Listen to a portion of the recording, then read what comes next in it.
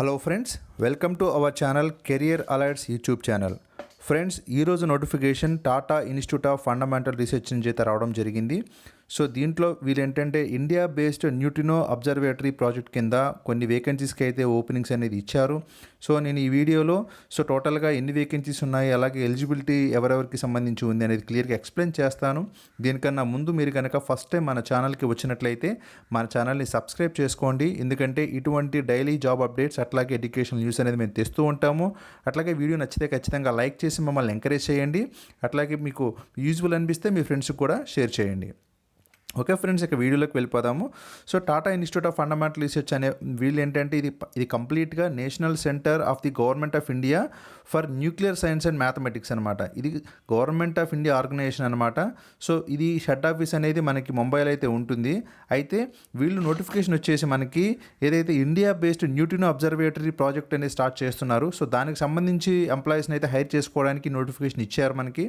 So దీంట్లో ఏంటంటే project scientific ఆఫీసర్లో ఒక పోస్టు, అట్లాగే ప్రాజెక్ట్ సైంటిఫిక్ ఆఫీసర్ డిటెక్టర్ కింద 2 పోస్టులు, నెక్స్ట్ ప్రాజెక్ట్ సైంటిఫిక్ అసిస్టెంట్స్లో సివిల్ డిపార్ట్మెంట్లో ఒకటి, నెక్స్ట్ ప్రాజెక్ట్ ల్యాబొరేటరీ అసిస్టెంట్కి ఒక పోస్ట్ని అయితే తీసుకోవడం జరుగుతుంది. సో కంప్లీట్గా ఈ పోస్టులకి ఎవరైనా అప్లై చేసుకోవచ్చు. అలాగే త్రూఅవుట్ ఇండియా, సెంట్రల్ గవర్నమెంట్ది కాబట్టి త్రూఅవుట్ ఇండియా అయితే అప్లై చేసుకోవచ్చు. కేవలం లోకల్ వాళ్ళు మాత్రం అప్లై చేసుకోవాలని ఉండదండి.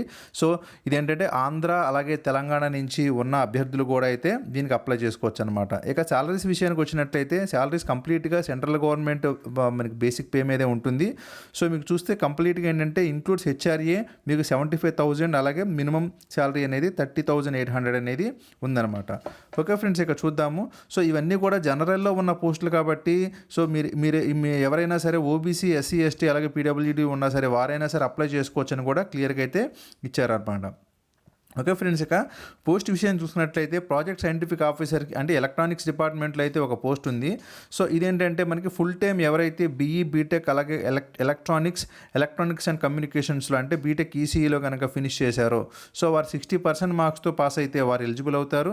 దాంతోపాటుగా 1 to 2 years అనేది ఇన్ డిజైనింగ్ అలాగే debugging of high speed analog, digital and విఎస్ఎల్ఐ సర్క్యూట్స్లో అయితే ఎక్స్పీరియన్స్ అనేది అడిగారనమాట. సో ఇక డిజైరబుల్ చూసుకున్నట్లయితే knowledge on electronics and data acquisition systems for experiments using particle detectors అని అడగడం జరిగింది. ఇక జాబ్ రిక్వైర్మెంట్ కూడా ఇచ్చారు చూడండి ఫ్రెండ్స్. ఇట్లా నెక్స్ట్ పోస్ట్ కనుక చూసుకున్నట్లయితే ఇది ప్రాజెక్ట్ సైంటిఫిక్ ఆఫీసర్ బి అనమాట, అంటే డిటెక్టర్కి సంబంధించిన పోస్ట్ ఇది. సో దీని క్వాలిఫికేషన్ ఏంటంటే ఎంఎస్సి ఫిజిక్స్ ఎవరైతే ఫినిష్ చేశారో సో వారికి ఇది ఒక మంచి ఆపర్చునిటీ అని చెప్పుకోవచ్చు. వీళ్ళు ఏ విధమైన ఎక్స్పీరియన్స్ కూడా అడగలేదు కాబట్టి ఎంఎస్సి ఫిజిక్స్ ఫినిష్ చేసిన వారందరూ కూడా ఈ పోస్ట్కి అయితే అప్లై చేయండి. ఇక డిజైరబుల్ వచ్చేసి knowledge through thorough knowledge in nuclear physics, high energy physics and particle detectors అని ఇచ్చారనమాట. జాబ్ రిక్వైర్మెంట్ కూడా ఇచ్చారు, మీరైతే గమనించండి. ఫ్రెండ్స్, వీటికి ఏజ్ విషయం కనుక వచ్చినట్లయితే అందరికీ కూడా బిలో 28 years ఏజ్ అనేది ఇవ్వడం జరిగింది. అది సెంట్రల్ గవర్నమెంట్ ఆర్గనైజేషన్ కాబట్టి సో ఓబీసీకి అయితే 3 years ఎక్స్పీరియన్స్, అలాగే ఎస్సీ ఎస్టీలకి అయితే 5 years ఎక్స్పీరియన్స్, సో పీడబ్ల్యూడీకి అయితే 10 years ఎక్స్పీరియన్స్, ఇవన్నీ కూడా కామన్గా అయితే ఉండడం జరుగుతుందన్నమాట. ఫ్రెండ్స్, ఇక ఇంకొక పోస్ట్ ఏంటంటే ఇది ప్రాజెక్ట్ సైంటిఫిక్ అసిస్టెంట్ అనమాట. ఇది సివిల్ డిపార్ట్మెంట్కి సంబంధించింది. సో దీంట్లో ఏంటంటే మనకి ఎవరైతే full time diploma in civil engineering or equivalent చదివినారు అంటే డిప్లొమాలో సివిల్ ఇంజనీరింగ్ చేసిన వాళ్ళకైతే ఈ పోస్ట్ అనేది అలొకేట్ చేయడం జరిగింది. సో ఎక్స్పీరియన్స్ కనుక చూసుకున్నట్లయితే సో వితౌట్ ఎక్స్పీరియన్స్ అంటే ఫ్రెషర్స్ కూడా దీనికి అప్లై చేసుకోవచ్చు. ఎక్స్పీరియన్స్ ఉన్న వాళ్ళకైతే ప్రిఫర్ చేయడం అయితే జరుగుతుందన్నమాట. ఇక నెక్స్ట్ పోస్ట్ చూసుకున్నట్లయితే ఇది ప్రాజెక్ట్ ల్యాబొరేటరీ అసిస్టెంట్ బి అనమాట. అంటే సో వీళ్ళు ఏంటంటే ఎలక్ట్రానిక్స్ వైరింగ్ అండ్ అసెంబ్లీ డిపార్ట్మెంట్లో తీసుకోవడం జరుగుతుంది.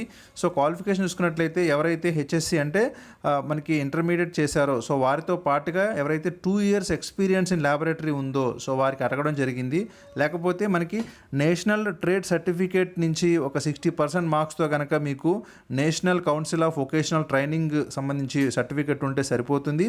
సో అది లేకపోతే నేషనల్ అప్రెంటిస్షిప్ సర్టిఫికేట్ అయినా సరే సరిపోతుంది. సో 1 year ఎక్స్పీరియన్స్తో మీకు అప్రెంటిస్ సర్టిఫికేట్ ఉన్నా సరే సరిపోతుందని అయితే ఇవ్వడం జరిగిందనమాట. ఫ్రెండ్స్, ఇక డిజైరబుల్ చూసుకున్నట్లే experience in electronics boards, wiring and అసెంబ్లీలో కొంచెం ఎక్స్పీరియన్స్ ఉన్న వాళ్ళని అయితే ప్రిఫర్ చేయడం అయితే జరుగుతుందన్నమాట. సో జాబ్ రిక్వైర్మెంట్ కూడా ఇచ్చారు చూడండి. అట్లాగే నేను ఈ పీడిఎఫ్ యొక్క లింక్ అనేది కింద డిస్క్రిప్షన్లో ఇస్తాను. సో మీరు దాన్ని డౌన్లోడ్ చేసుకొని కూడా ఒకసారి కంప్లీట్గా స్క్రూటినైజ్ చేసి అయితే అప్లై చేయండి. ఓకే ఫ్రెండ్స్, ఇక జనరల్ ఇన్ఫర్మేషన్కి వచ్చేటప్పటికి ప్రిస్క్రైబ్డ్ ఏజ్ అనేది మీకు జూలై 1, 2020 నాటికైతే ఉండాలని కూడా ఇచ్చారు. ఎందుకంటే ఇది ఆల్రెడీ నోటిఫికేషన్ మనకి డేట్ డిసెంబర్ 25th అయితే కంప్లీట్ అవుతుంది. కానీ కోవిడ్ వల్ల ఏంటంటే దీనిని మరలా జనవరి 9th వరకు అయితే ఎక్స్టెండ్ చేయడం జరిగింది. కాబట్టి సో వీళ్ళు ఏజ్ అనేది జూలై 1, 2020కి మాత్రమే క్యాలిక్యులేట్ చేయడం జరుగుతుందన్నమాట. ఓకే ఫ్రెండ్స్, ఇక చూసుకున్నట్టయితే ఈ కంప్లీట్గా ఈ అప్లికేషన్ అంతా కూడా మనకి ఆన్లైన్ మోడ్లోనే జరుగుతుందన్నమాట. సో ఆన్లైన్లో మీరు అప్లై చేసిన తర్వాత సో ఆ అప్లికేషన్ అయితే మీరు పోస్ట్ చేయాల్సి ఉంటుంది. సో ఇక్కడ online applications must be submitted by January 9th and applications by post must reach. So ఈ పోస్ట్ అనేది మనకి head establishment Tata institute of fundamental research, Homi Bhabha road, Navinagar, Colaba, Mumbai. So ఇక్కడికైతే మీకు January 9th కల్లా చేరేలాగా ఉండాల్సి ఉంటుందన్నమాట. ఫ్రెండ్స్, అలాగే ఇదేంటంటే మనకి ఎంప్లాయ్మెంట్ న్యూస్లో ఆల్రెడీ ముందు చెప్పినట్టుగానే ఆల్రెడీ ఇవ్వడం అయితే జరిగింది.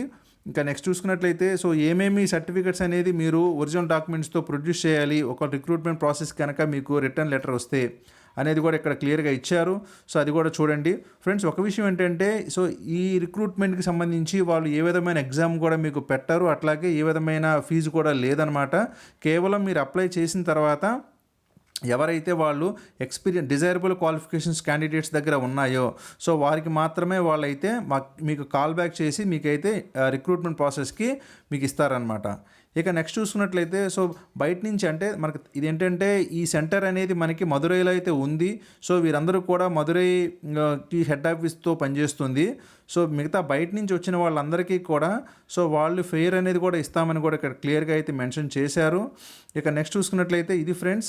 సో మీకు కనుక ఈ వీడియో నచ్చినట్లయితే ఖచ్చితంగా లైక్ చేయండి. అట్లాగే సో ఎవరైతే ఎంఎస్సి ఫిజిక్స్లో చేసి ఉన్నారో అట్లాగే బీటెక్ మనకి సివిల్ ఇంజనీరింగ్లో ఎక్స్పీరియన్స్ ఉన్న వాళ్ళు కానీ అట్లాగే మనకి బీఈ బీటెక్లో ఈసీఈ కానీ ఎలక్ట్రానిక్స్లో కానీ ఎక్స్పీరియన్స్ ఉన్న ఆల్రెడీ చదివిన వారికి సో వీరందరికీ కూడా ఈ నోటిఫికేషన్ అయితే యూజ్ అవుతుంది. సో మీరు ఖచ్చితంగా మీ ఫ్రెండ్స్లో ఉంటే కనుక వారికి షేర్ చేయండి. So thank you for watching career alerts. జై హింద్.